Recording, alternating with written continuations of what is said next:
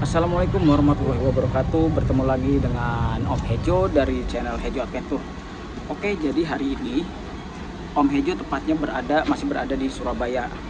Nah, kita akan melakukan wisata sejarah, dalam arti wisata sejarah dari kekuatan Angkatan Laut Indonesia di masa lalu. Tepatnya kita berada di Monumen Kapal Selam. Nah, ini dia Monumen Kapal Selam Pasopati. Jadi dari tiketing tadi yang kita kena seharga Rp15.000, maka kita dapat melihat monumen sejarah yang berbentuk yaitu kapal selam Pasopati 410. Nah, kalau dari informasi-informasi sejarah yang pernah Om Hejo ikuti dalam berbagai komunitas, jadi Pasopati ini adalah merupakan dari 12 kelas whisky Rusia. Kelas whisky yang pernah dimiliki oleh tentara Indonesia, ya dalam hal ini adalah Angkatan Laut. Nah, ke-12 kapal selam ini salah satunya adalah, dan beberapa lainnya itu sebenarnya ikut masuk dalam konfrontasi Indonesia-Belanda, tepatnya yaitu pada saat perebutan Irian Barat atau sekarang Papua. Dan ini adalah salah satu dari sekian banyak kapal selam negara Indonesia di masa lalu, dan kekuatan-kekuatannya juga ada beberapa di sini nih. Nah, ini adalah bom dari kapal selam itu sendiri ya.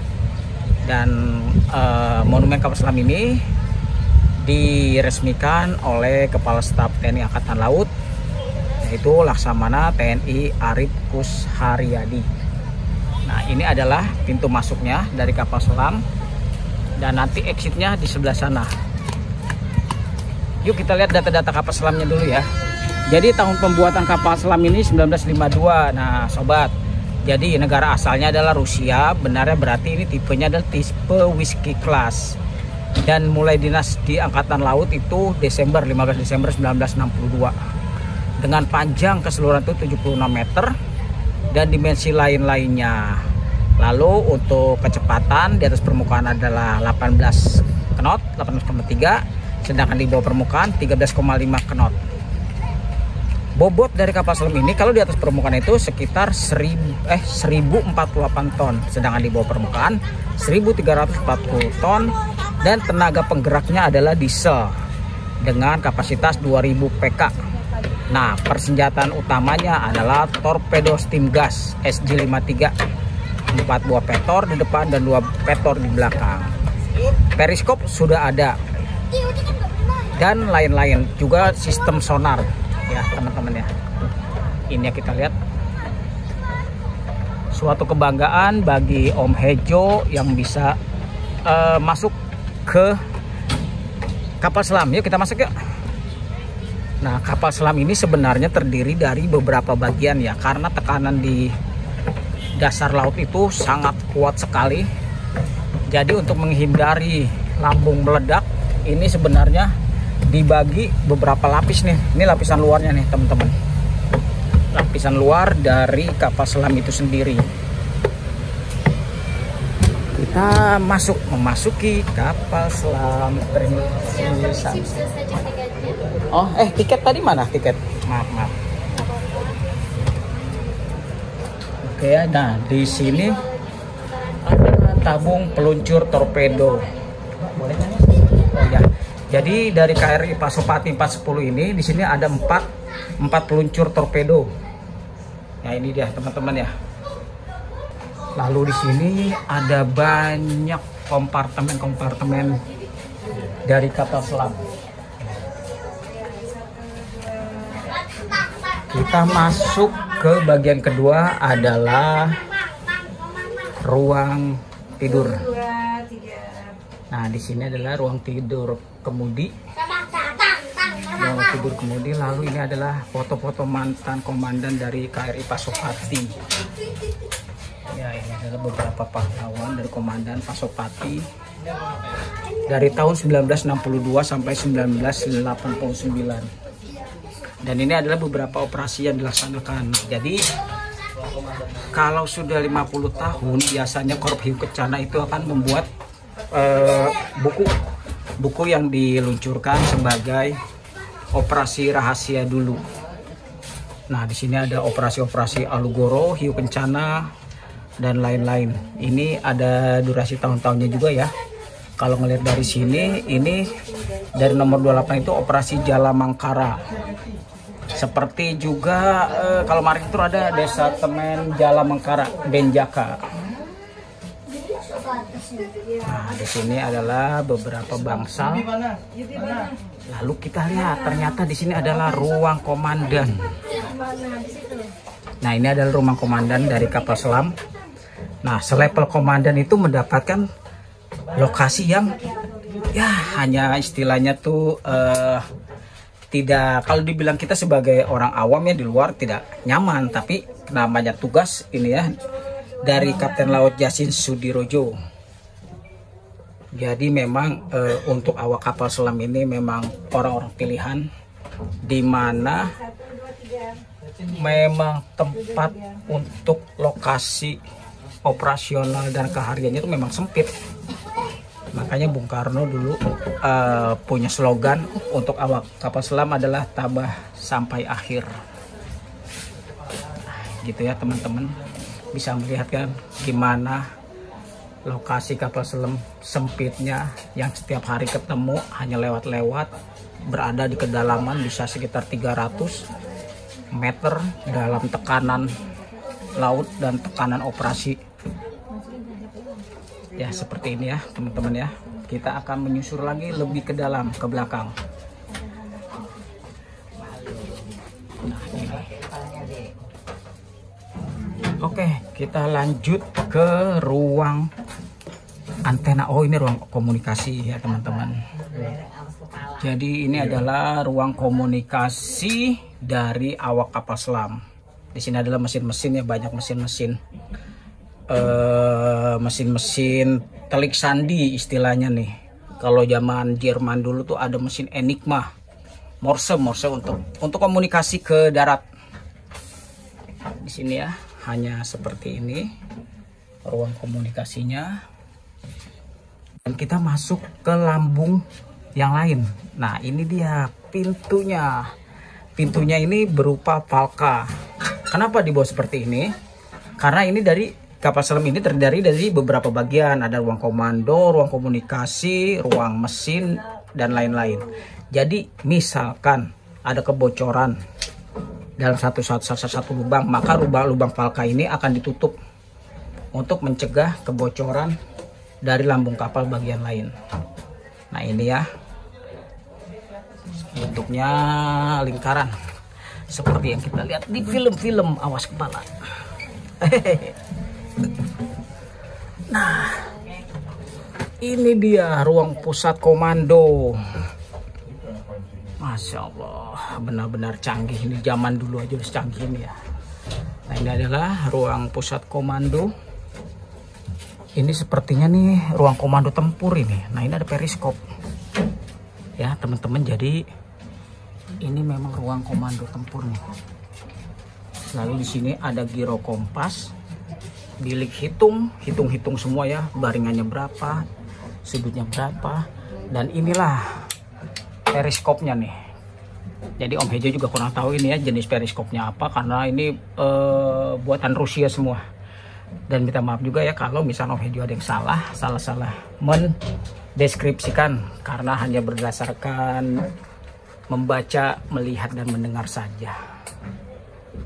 Ya, di sini awak-awak kapal selam memang dituntut untuk mengerti beberapa bagian komunikasi dan bagian yang banyak bertuliskan Rusia. Nah, ini periskopnya. Nanti komandan nih megang sini nih dua nih. Nah, matanya melihat ke sini. Hebat, Masya Allah. Indonesia, banggalah menjadi warga Indonesia. Lalu dari ruang periskop ini di sebelah kanan ini, oh ini termasuk ruang sonar. Nah ya teman-teman, ini ruang sonar nih. Jadi yang Om Hejo ketahui, kalau di kapal selam ini kalau sudah di dasar laut kan memang tidak, penglihatannya tuh tidak bisa melihat ya, karena untuk menggunakan kaca pun bakal pecah karena tekanan dari air laut. Jadi di sini menggunakan sonar, yaitu untuk mendeteksi objek lain yang berada di sekitar kapal pada saat kapal menyelam melalui gelombang suara yang dipantulkan. Nah, itu dia. Berarti memantulkan gelombang suara untuk melihat suara-suara yang aneh-aneh atau yang mereka kenal, yang dikenal seperti suara baringan kapal ataupun suara baling-balingnya. Nah, yang ini adalah ruang radar. Ya, teman-teman ya, ruang radar ini operasional radar berfungsi mendeteksi objek lain pada saat kapal bernavigasi di atas permukaan. Nah, ini adalah pada saat kapal menyembul di permukaan, itu adalah ruang radarnya. Nah, teman-teman mau tahu kan, kepo, kamar mandinya seperti apa? Ini dia kamar mandinya.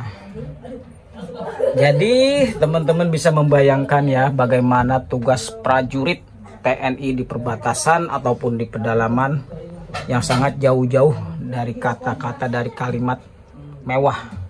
Demi tugas mereka melakukan apa saja demi Ibu Pertiwi. Kita masuk ke lambung berikutnya. Seperti biasa ya teman-teman, tiap lambung itu berbentuk falka atau kedap suara. Nanti pada saat ada kebocoran, lubang falka itu akan dikunci. Kita masuk ke ruang, ini ruang apa ini? Oh, ini bangsal. Jadi di sini ada meja makan, dining room ini teman-teman.